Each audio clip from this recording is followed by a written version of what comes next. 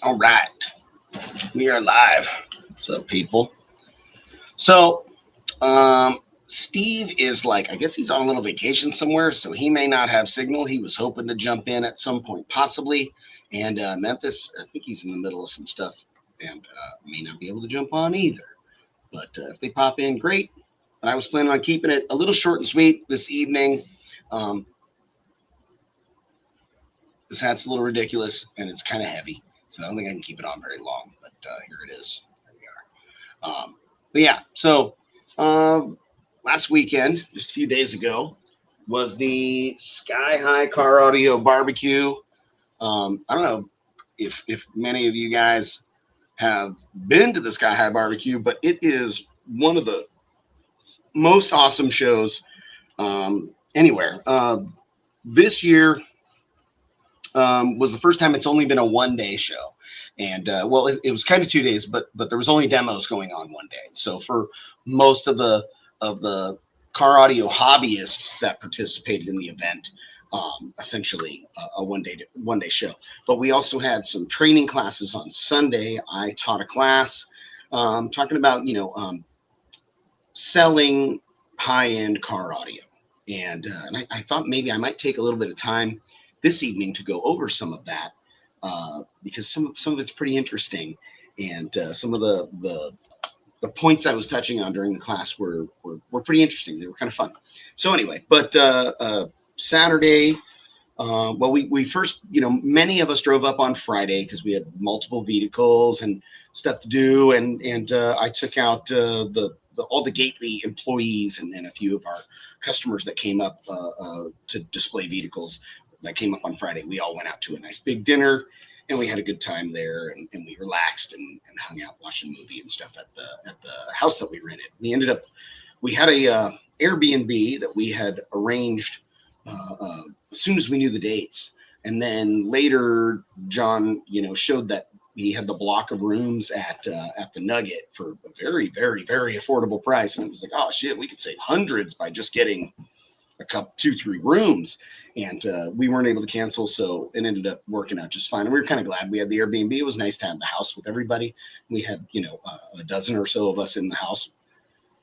We had a really good time. And Saturday morning, we got out there, got everything set up, got our booth set up, helped out with a couple of things, and walked around and chatted with people and checked out some of the builds. And I kind of like the start time for being able to start playing vehicles. I think it's kind of awesome. If it's like, all right, it's at 10 a.m. or 11 a.m. or even noon or something like that when you're allowed to start playing. It gives you an opportunity to, wander around and kind of check out some of the builds and say hello to your friends and people that you don't get to see often, and, get some hugs and high fives and chat with some of the people. Uh, and then, once it was time to start demoing, I was operating the guillotine truck. Byron was right next to me with the Soulgasm. John Nolte was a couple cars back.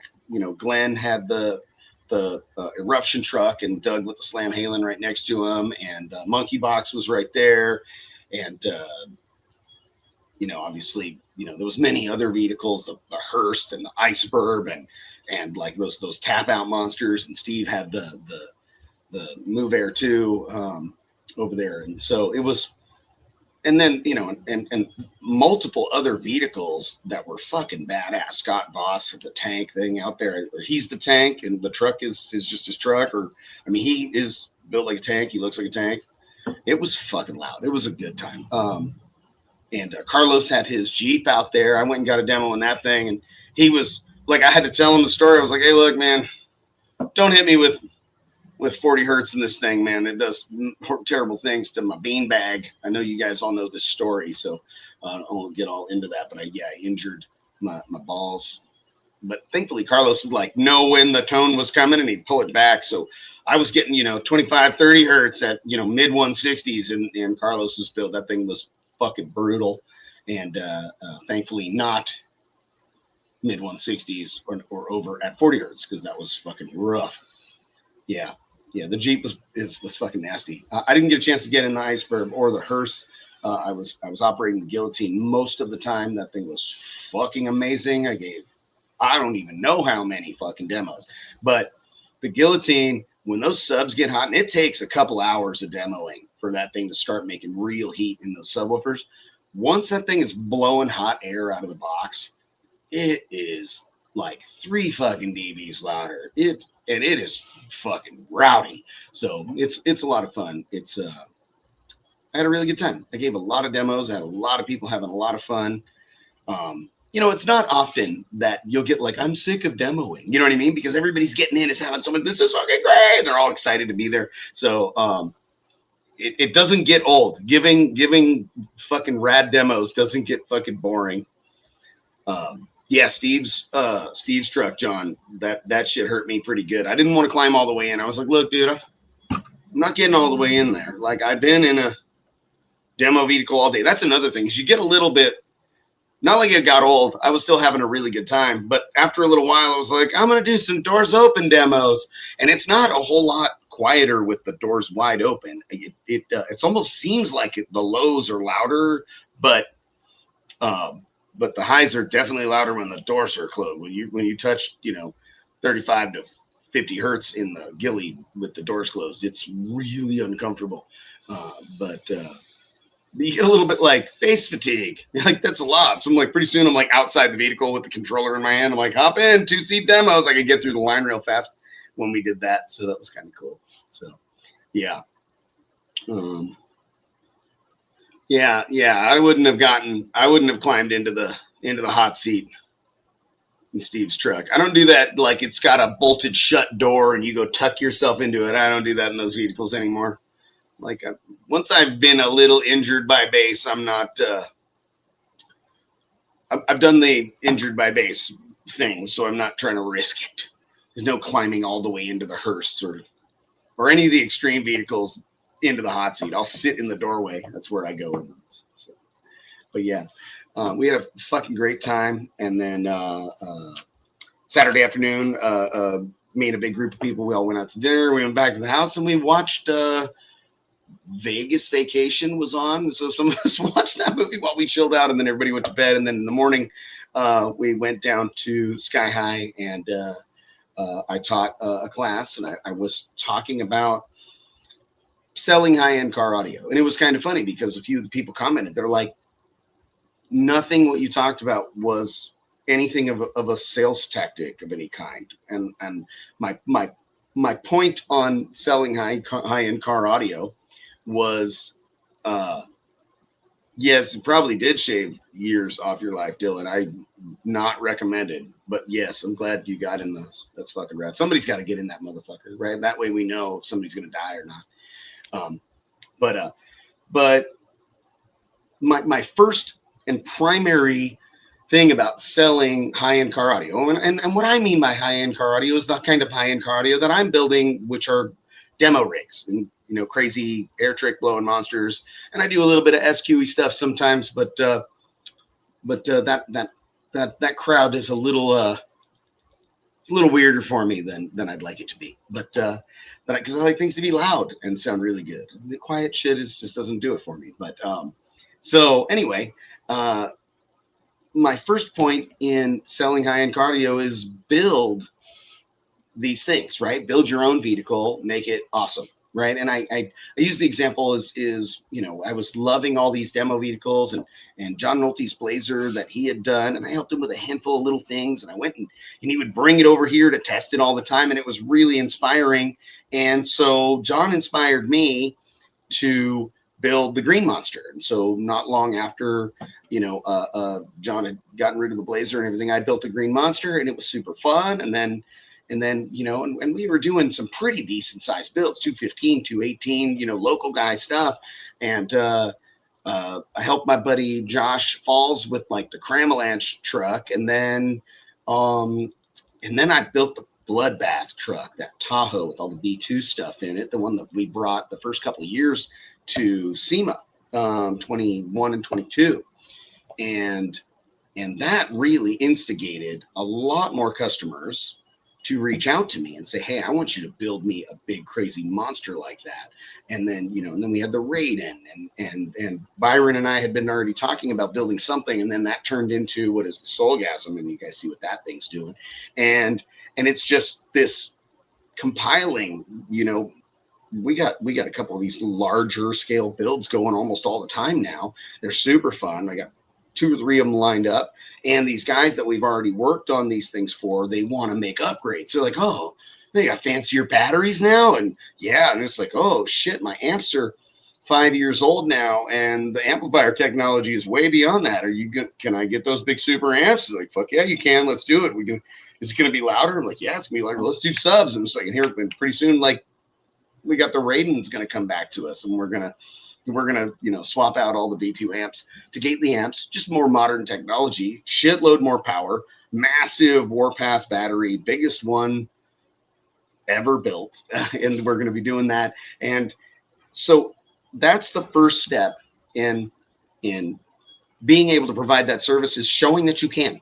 So build some rad shit, build some big, beautiful, loud as fuck, awesome builds, and you'll start getting people asking you to do that. Now, making sure that you're making money while you do it is very important. It's really hard. If you know what's in your wheelhouse and you know what it takes to be profitable, reasonably profitable, you don't have to make a lot of money on those installs. You just got to make sure that you're in the green pretty well. You pay all your employees, you cover all your rent and all the materials and all the things, and you make a little bit of money reasonably. That way you're not losing your ass on a $80,000 build, and you're like, and I made $4,000. Oh shit, we worked on that thing for months, and I barely made any money myself. You have to make sure you make a little bit of money.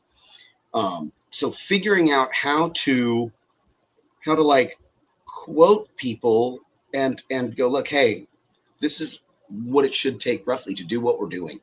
If you request me to add more acrylic and lights, well, and epoxy resin pours and fancy engravings and custom stains and clear coats and metal work and polished aluminum and welded things that are powder coated, it just gets more expensive. So you have to understand that, hey, yeah, we can build this big badass box structure and have it and be beautiful, and you'll have a $6,000 or $8,000 wall box, right? But if you want custom stain and clear coat, that's probably going to add $1,000 or $1,500 more dollars to it, because we got a bunch more material, and there's hours and hours of sanding and staining even more, and then laying clear coat on, and taping everything off, and all the things you have to do that. And then it's, oh yeah, and I want big ass braces with lights in them and acrylic, and man, it's like, okay, well, it's probably going to be another $1,000 or $1,500, because we have all this material and all these lights, and we got to run these wires, and we got to weld these things and get them powder coated and bolt it all together and bolt it in the truck, and pretty soon you go, oh, my wall structure box build went from $6,000 or $8,000 to $15,000 because I added lights and epoxy and acrylic and signage and bracing and lights and trying to make sure customers understand that, making sure that they know what they're getting into. And if they make crazy ass requests, you also have to acknowledge that you have to charge them for it, because I've had many times that I have a customer, hey, I got an idea. Don't you think it'd be really bitching if we did all this? And I go, yeah. And then I just do it. And then at the end, I didn't charge them for it. Like, I didn't even think about it. We get done, and it's like, hey, how much more did you charge him to do all those braces and lights in that? And I'm like, I fucking didn't. I'm like, shit, and like Colt and Tyson are like, Jesus, dude, like, you had 4 or 5 hours of designing, and you had Steve cut a couple $100 in steel, and then we paid $150 to powder coat all that shit, and you had 3 pieces of acrylic, and that's all machined on the CNC, and like there's like 3 days of work between the 3 of us, and $500-600 of material minimum, and you didn't charge him anything more for that? And I'm like, I got excited. I didn't think about it. It's like, fucking, he's already spending $60,000 with us. Yeah, but if you take 5,000 off the top of that, now we're not making as much money as we should be at all. Like, and you paid us, and that's a point that Colt will make with me sometimes. It's like, holy shit. But yeah, Ron, I don't think everybody's really super trying to talk about what happened with the bloodbath. Doesn't really do anybody good to discuss it. But yeah, rodents got in that thing and chewed it up, and it was a fucking bummer though. But and then obviously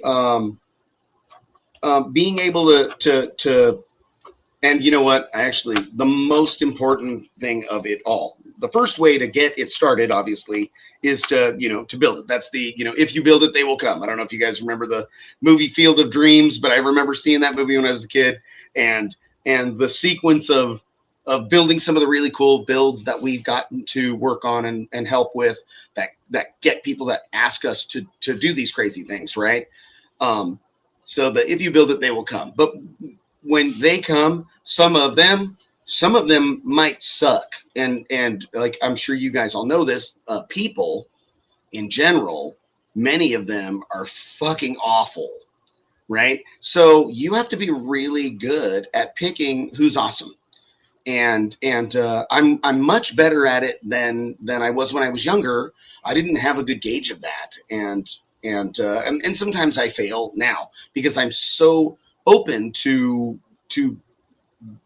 befriending people and being kind with them that every once in a while I'll find myself friends with somebody that's kind of a fucking loser. And any of these customers that you're going to be working on their vehicle, they're going to be your friend. They better be your fucking friend. There's no way around it. This vehicle that you're working on for them, they love this thing. This, some of these guys, have, multiple ultra high end vehicles of some form or another. I have a couple customers that have, I got this crazy base car, and then I got this other little funky truck that's got a pretty bitchin' sound system in it, but I may get rid of that one. And then I have 2 different hyper cars and a couple classic cars, and those are all my collection. And I've been a bass head the whole time, so I have monstrous sound systems. You out of here? Will you bring me my key to my truck? I think it's in it. Yeah. Okay. Thank you so much, Ty. And then some of them are like, this is my base rig. It's my daily driver. It's the only vehicle I got.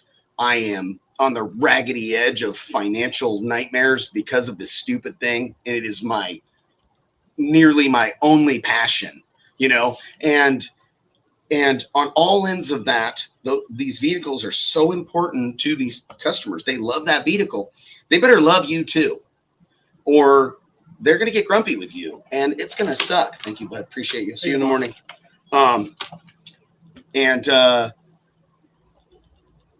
So you have to pick these people, and it doesn't happen super often, but sometimes when I'm communicating with a potential customer, I will realize it's a bad idea. It's not a good fit. They might be pretty cool people, but they might have a delusional idea of how things work and how things get built. And some of these guys, many of them, will have ideas. They'll be like, I was thinking maybe we could build it kind of, he built this one like this and that one like that, but this one kind of, there's a little blend of those two and these features that I thought of. And sometimes those ideas are fucking outstanding. And sometimes the phone rings and it's like, can you build me a crazy ass custom grill with lights and acrylic and aluminum and resin? And, and I'm like, holy shit, I can, dude. That's going to be ridiculously expensive. And they're like, what do you think?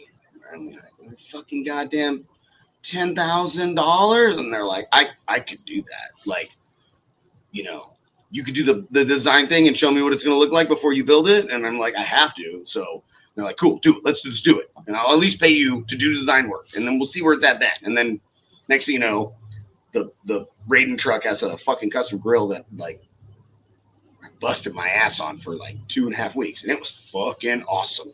But some customers, they're like, this is what I want. And I want this.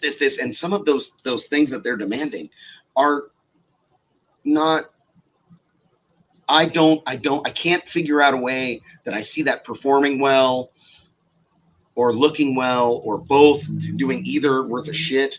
Uh, um, I've also had people. This guy showed up, and I told him I wasn't interested in his project. I said, I just don't want to work on this for you, man. And he pulled up, and he seemed very nice guy, and he had done a lot of the work on the car himself. He's a pretty intelligent guy. He's worked as an engineer. He did lots of really bitchin' fabrication on the car that I actually was a big fan of. And this car was fucking trick, and it was fucking slammed, and it looked good. It was a Charger, and it was fucking sick, wide body and shit. It was fucking cool. And he was describing what he wanted, and I was like, oh, I don't know that that's going to perform well, you know. And he was like, well, it doesn't really need to perform well. It's really just a look thing. And I was like, I won't do that. And I'm like, I won't. I'm like, this can't be just about an aesthetic, because it needs to perform well.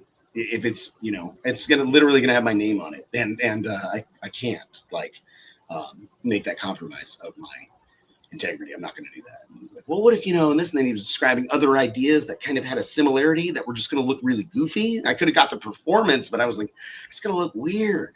I'm like, I you know, and I kind of steered him into a couple of different options of what could be done that would perform well and would fit well and have a really clean aesthetic. And he's like, well, I've seen that. And I'm like, well, there's only so many ways to do this and have it look cool and sound cool. You want to be different so bad that you'll compromise all performance. And that doesn't make any fucking sense, man. And he got like a little kind of offended, and he kind of gave me a little bit of attitude. And that's when I was like, oh, well, this isn't going to fucking work at all. Like, if he's not, it's not there to, oh, fucking deal, Chris. I mean, send it about it. But and I was like, look, man, I don't think it's gonna work. As your car's cool, you seem like a nice guy, but I don't think this is gonna be a good fit. And he was like, who do you recommend? And I was like, fuck, man, I would hate to send you over to my friends that have another really good high-end shop that do really nice work, because I don't think they're going to want to make that compromise of their integrity that you're requesting. But they may have some bitchin' ideas, and you guys may be able to make something work. And I referred them to the guys at Audio 916, where they do some beautiful work, and they're super cool guys. But I don't know if he even went. It just was what it was. And then that was my most recent. I turned somebody down. And there was one recently that I should have turned down, which was just a lying, slimy, conniving, grumpy jerk of a scumbag dude that I dealt with. And I had told him no for 2.5 years. And one day I caved, and I shouldn't have. And that was a mistake on my part. But you got to be able to tell people no. And if you're not turning customers away, then that is for sure not you. I fucking love you. Byron's my fucking boy. But so if you're not telling some people, no, man, I'm not interested in your project, you're probably working on shit for people that suck. And that makes this miserable. Like, I wouldn't fucking do it, man. Like, I do this because I love doing it, but I don't love doing it for people that suck. So I try my best not to. And every once in a while you get stuck with one, and you got to follow through. You got to do your absolute best. You know, occasionally they'll be like, somebody will be a piece of shit, and you got to do your best to get through that and avoid that. But that's the most important thing is picking the people that you are going to be involved with working on their stuff. And then,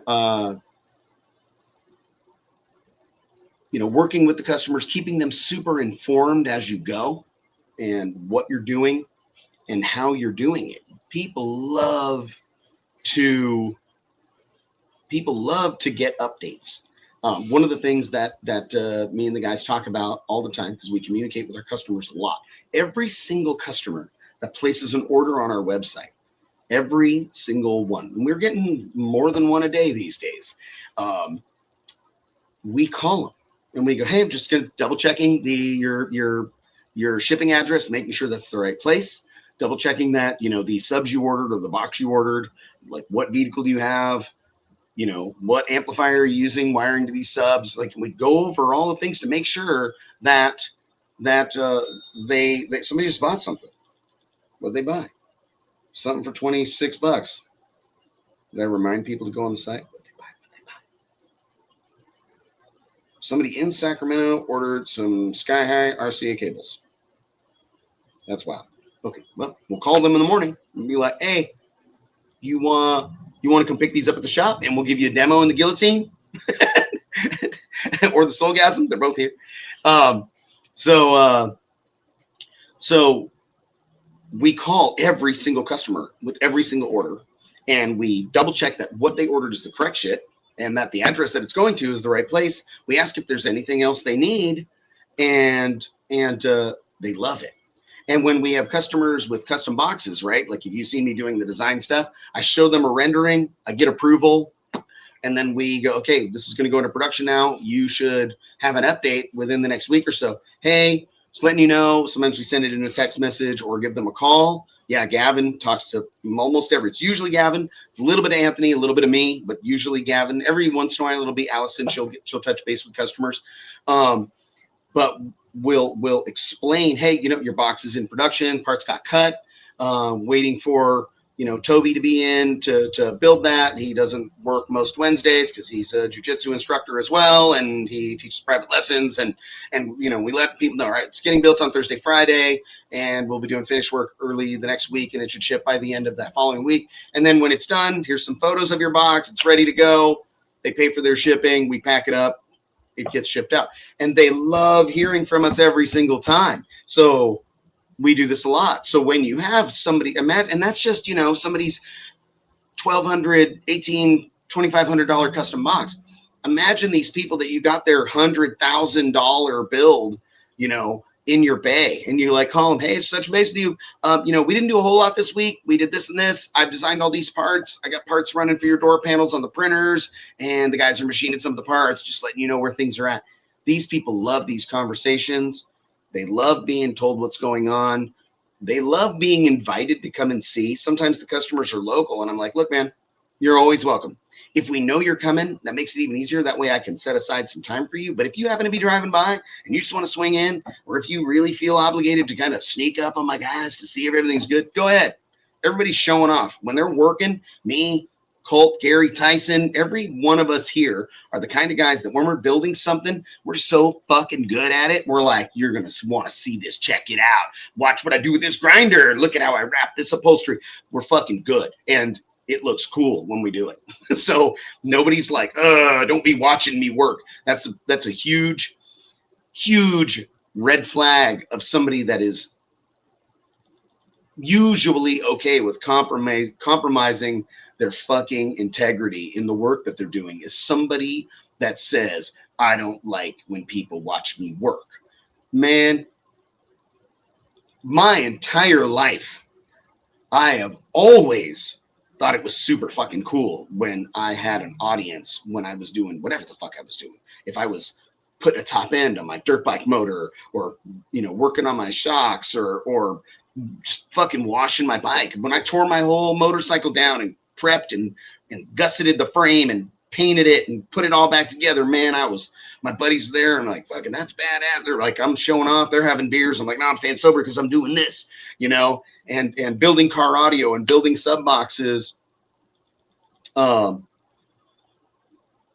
know, building sub boxes and stuff. I had these like friends from the neighborhood that would be hanging out with me and watching me build and handing me tools, and, you know, and a lot of times having really good ideas on how I get shit done, because I didn't know what the fuck I was doing. I was just young, but I had the relentless mentality to get after it until it was done, whether I was fucking it up and had to throw it away or start over or not.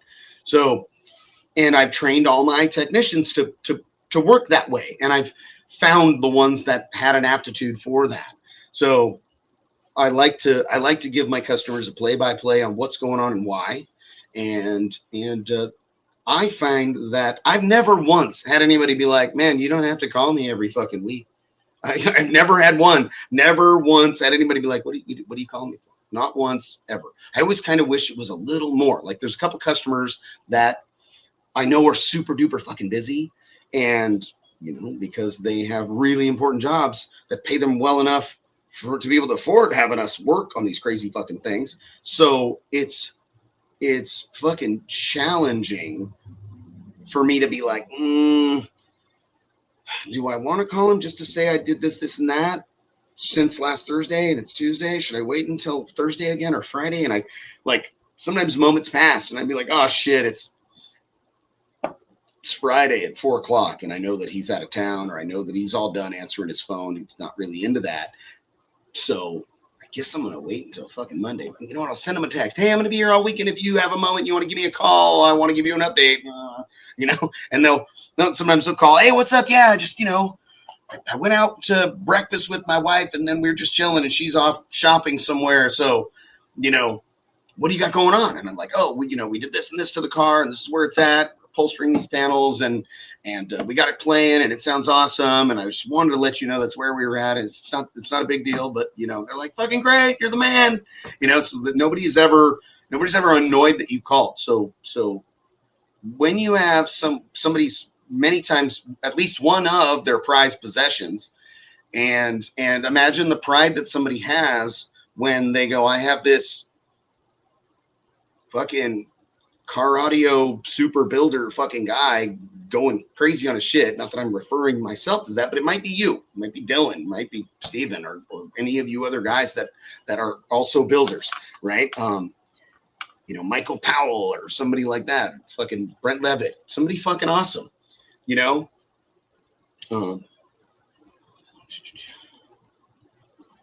Skylar, and you're fucking cool. I remember talking to you, and I'm totally down. But I do that for everybody.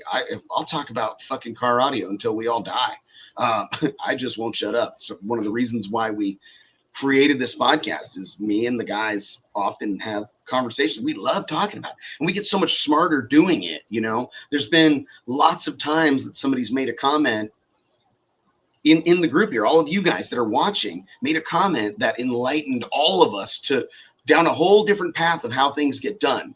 There are products in the car audio community that exist because the conversations we've had on this fucking show, and I fucking know it. So it's really fucking cool. We get smarter in here, and I really enjoy this show, and I enjoy that you guys all come on and watch with us every week. And and working with customers with high-end builds, it's fun, man. Like, these guys obviously have a fucking passion for this the way we do, and they're smart enough to go and get a high-paying job so they can afford this silly shit, because I can build all these crazy fucking trucks, but I can't. No, they both told me they were busy and probably couldn't get on the show tonight. They both were like, fuck, I don't know if I can make it. They were both trying, but obviously they can't make it. So they're all right. But, I can build these things, man, but I can't really own one of my own. And we've aspired to build the Green Monster again. I even have a whole second vehicle because the doors were ruined so bad and part of the cab got kind of ruined, that it kind of needed a whole donor truck. So I found one for like $2,000, and I went and I bought it. And now I got two fucking trucks chilling in my buddy Gary's backyard, just waiting for attention. So eventually we'll drag the Green Monster in here, and we'll have, Green Monster 2. And I'm thinking I want to do like, I don't know, like 18 or 20 or 24 15s in that. Yeah. I am not in the slightest bit surprised by that, John. Yeah. So it's just time. But, as much as we love doing what we do, me and Colt, we almost like need somebody that is like hurry up and do that shit. Like, because we're like, oh, this, that. And we like, oh, everything's perfect. And like, that's awesome. And then it's like, oh, you know what? Let's just make it even a little more fucking perfect. And it's like, man, we need to fucking get this shit done. Like, yeah, we need more time in the day, right? If we could duplicate Colts, so we could have two sets of hands, would be fucking great. But you know, some of these projects on vehicles that we've not really worked on before, like this Chevelle project that we're working on, the customer, we started out with a pretty reasonable idea that was pretty realistic, but you know, by the time he was dropping the car off, he came in, he's like, I have some crazy ideas and I really need them to happen. I really want that fucking 15K in this car. I just have to have it. I just have to know that I have the biggest, craziest amplifier I can possibly put in here. And I was like, oh my God, dude. I'm like, okay, you're going to need this giant freaking batteries. And then the subwoofers are going to need to be absolute monsters. And you're going to get Neos. And he's like, cool. I'm like, you're crazy. And I love you, but this is going to be hard. And so now as we're finishing up this project, it's very expensive and it's taken quite some time and it needs to be freaking beautiful because it's a very, very high end Chevelle. And so, you know, the guys are going the extra 15 miles on projects like this. And so be communicating with the customer tomorrow, being like, it's done. And he'll be like, all right, you know, and be like, do you want to come get it this weekend? And you know, I'm away. I got a wedding on Saturday to attend. My friend Nick is getting married. That'll be awesome. But yeah, absolutely. You know this. We've been having this conversation for fucking 25 years, kid. Yep. That's not a good enough excuse either. We know this. But that dude done took his shit apart and then pointed his finger at us like it was us that made his wires look fucky, but whatever. Fuck that guy. So yeah. But anyway, so yeah. Working our asses off, doing our absolute best to make sure we take good care of our customers and long before that, making sure that we're choosing awesome people to work with. That's fucking huge. And you know, for the most part, like almost every customer that I work with consistently enough that I'm communicating with them often, they're my homie, you know. I mean, Byron is one of my closest friends in the world, and he started out by sending a message and being like, hey, I want you to do a build for me. And pretty soon, you know, he's staying at the house and he's coming to events with us and he's, you know, growing into a position to be part of the community with our colleagues and he's, you know, a huge part of the team and that's freaking awesome. And you know, yeah. So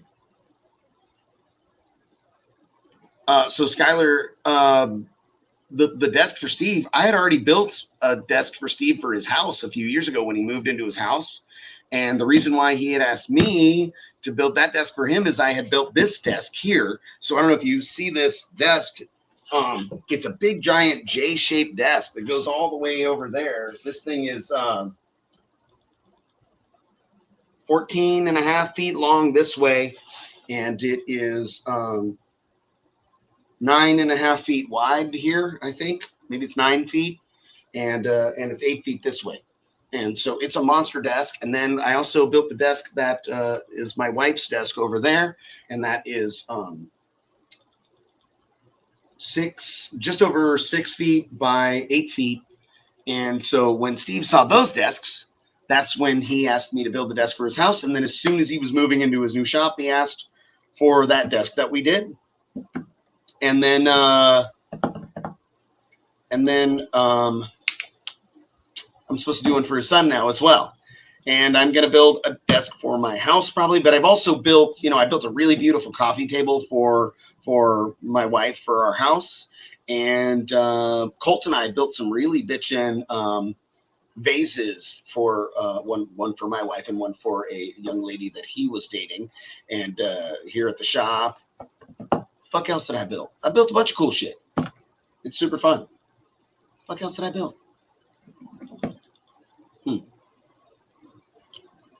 What do you want? What weighs?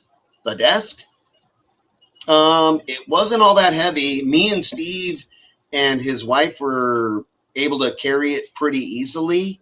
And I had, barely been off of crutches. So I was carrying a fucking desk with a surgery leg. So it's not too bad. The birch is not super heavy. The top, the primary, the thickness, this is 1.5 inch thick birch here. And that's the same as what we used on the top layer of Steve's. The rest of it was 3/4 inch birch for the primary structure. And we did a bunch of cabinet pieces or shelf pieces, rather, not cabinet, shelf components in that one. And you're retarded, Cole. You don't get that. You get backs, brother. It's not that. Okay, good. There he's just kidding. Yeah. So, no, I will not have DB Drag at the Gately Audio Show 2026. We're trying to make sure we can nail down the dates for that. And we have some stipulations that we're going to need the Autorama people to work with us on a little bit. I'm confident that they're going to be great with it. It's just a couple of slight differences on how the event will need to run for us to want to do that again. But we had a great show last year, and I expect we'll do the same this year. But no, I won't be doing DB Drag. I'll be doing Iasca, and I'll be doing only one org because having more than one was less pleasant than I would have preferred it to be.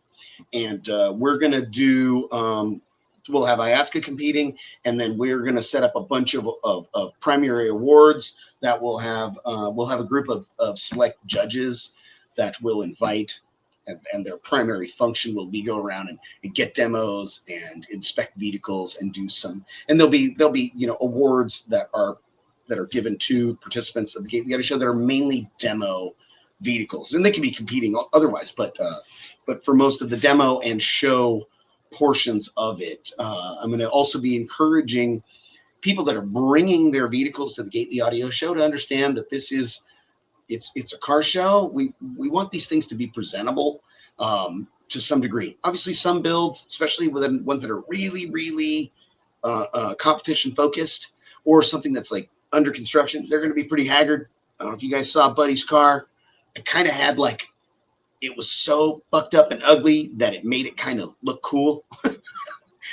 There's something to that. Like, oh, wow, it's like fucking Road Warrior Camry with a flat wall, fucking screws and 2x4s and shit sticking out, fucking roof, and the doors are flapping and flexing all over the place. Shit was wild. I'm dead serious. You guys saw anybody that was at the show that saw Buddy's car? I was like, that's fucking awesome. Look at that fucking thing. Jesus Christ. So super fun, really. Something awesome about like sacrificial car.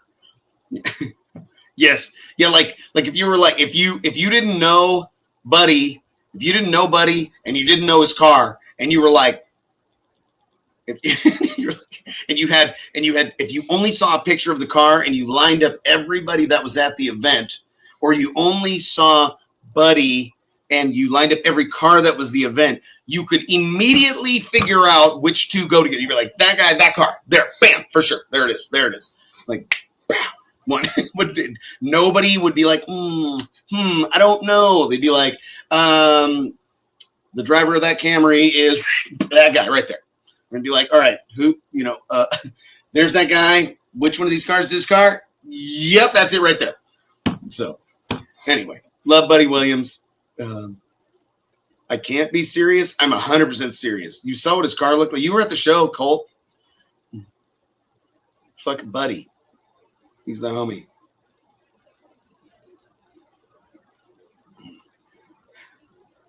Hard to miss.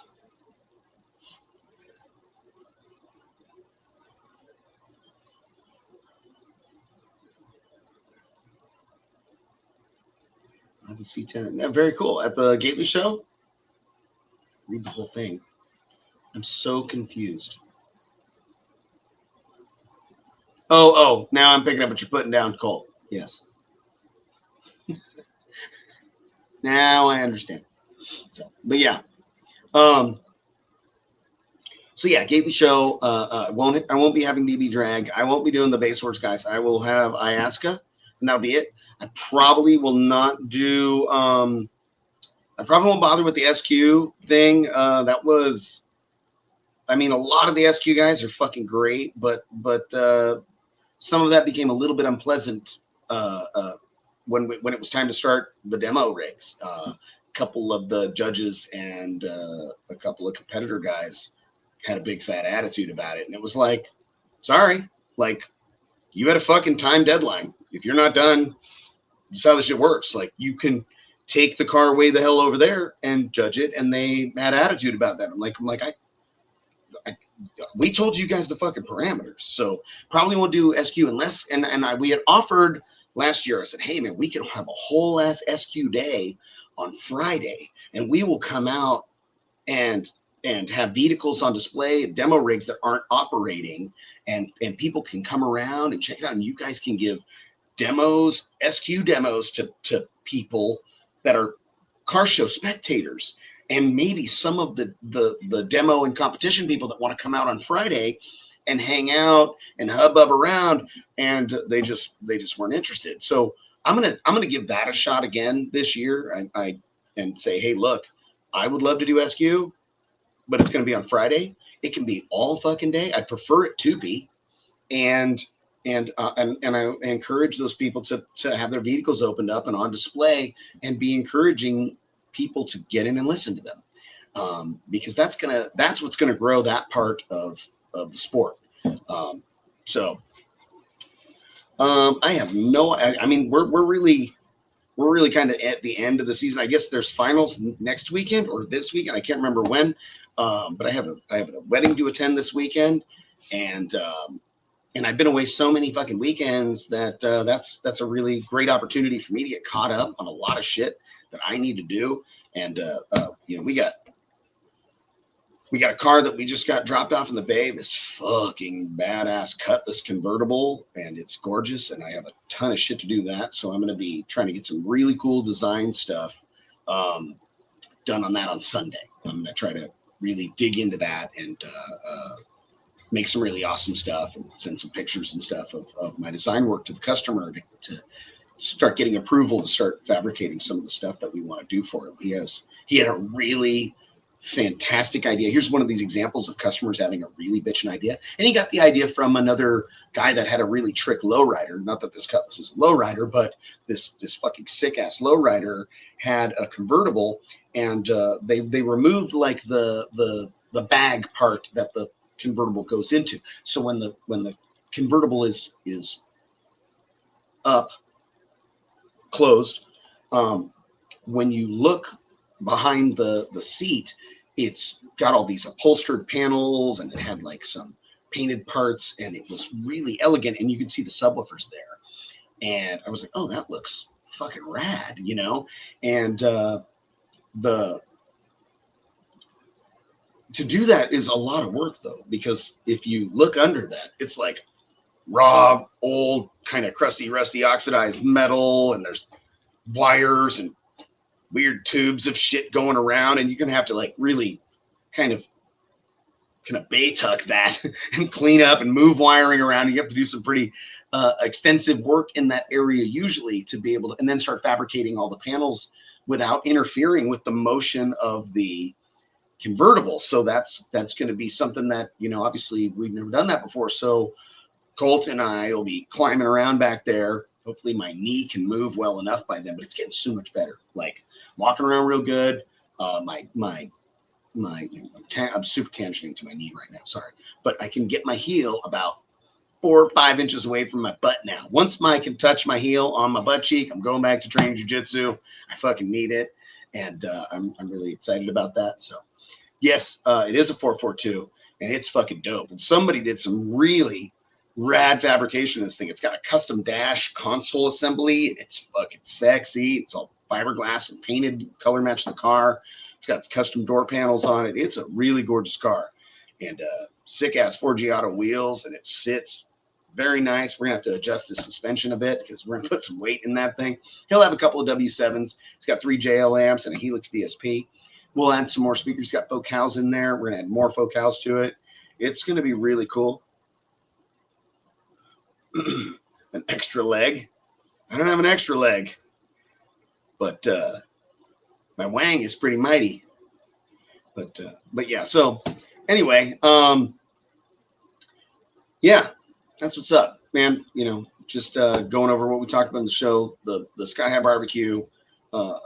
As it always is, it's one of the most awesome shows of the year, and it's a little bit like cheating for us. You know, we get many of our customers are local, and even if they're not local, if their vehicles happen to be in my possession, like the Guillotine, we're able to bring them out to the event. And then, you know, with John and the people at Sky High, we're so closely affiliated with them, we get a little bit of help from them to, you know, accommodate the vehicles. And hey, can I leave this there the day before? And, you know, and they're like, yeah, everything's secure and you're good and go for it. And you know, it's only a couple hours away from us, so we're able to have a huge presence there. And then many of the people from around our area are also visiting, so we're seeing so many friends and people in the community that we're close with. It's a fucking awesome event, you know. And then obviously, like, it was really fun to teach a class. I was talking to a couple dozen people about, you know, working with customers in car audio, and everybody seemed to really appreciate the class that I taught, and they had a lot of really good questions, and I had a lot of people smiling, giggling, because it's what I try to do. And yeah, so anyway, we got a bunch of fun shit to do here. Hopefully next week we'll have both the guys back. We'll go over the Sky High Barbecue again. We'll get a little perspective from Memphis and Steve, and maybe we'll try to drag on a guest, somebody. Maybe John Nolte wants to fucking come and hang out with us again. He's always a fun dude. I fucking love that guy.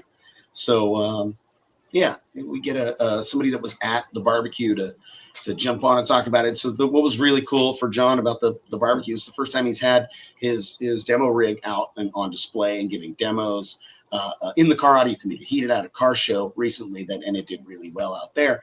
But you know, blowing the minds of car show people with a demo rig is like, that's fucking easy. That's like cheating, you know. You're like, there people are like, what the fuck, you know, and you're like, all right, you're like, dude, that isn't even the bass line of the song yet. That's like just the roll in. Like, that's like 10 dBs down. You know what I mean? You're like, you know, how many times, like, if you have somebody that's never experienced a big bass car before, and you start the song and it's got a pretty good rumble at the beginning. I mean, when you got, you know, you're like, well, I got 4 18s and 30,000 watts, so that early rumble is doing like a 53, and they're like, what?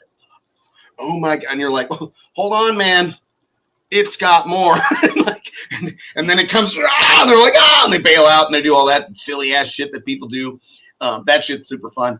But you know, when you get your monster rig out to the Sky High Barbecue, and you know, there's 3160 vehicles out there, and you're like, I hope they like it, you know. Like, here I go, and people are lining up to get in John's van, and everybody's all blown away, and they're all, you know, amazed by the super crazy enclosure technology that John's been developing for 30 fucking years. And they see these monstrous freaking subs hanging off the side of the box with their big badass baskets and all that fun shit was really cool. And yeah, that's what's up. So, all right, well, kids, I'm gonna go home and I'm gonna have some dinner, and I will look forward to talking to you guys all again next week. If anybody has any awesome questions or comments or anything, shoot me a message. You can even go to the Quietly Loud page. If you're not already following it, go ahead and do that. Go to the YouTube channel and do the same. And yeah, any topics that you guys like us to cover on the show, I would love to do that. That's kind of a fun thing that I thought I should put out there. So, but all right, guys, thank you guys so much. And, you know, go fix your ripped doors and broken door panels and fucking engine noise and alternator belts and all of that shit. And be nice to people. I'll see you guys soon.